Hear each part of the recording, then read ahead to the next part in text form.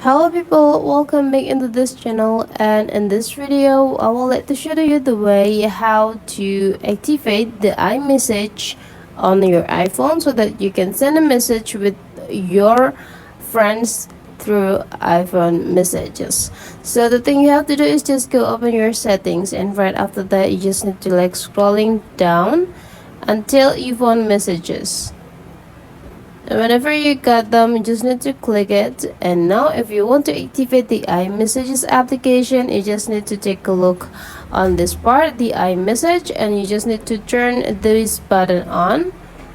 And right after that, you just need to confirm that you want to turn it on.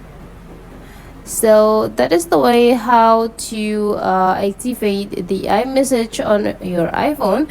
Hopefully this tutorial today is useful for you. Don't forget to leave some comment, like, and subscribe into this channel, guys, and I'll like to see you for the next tutorial.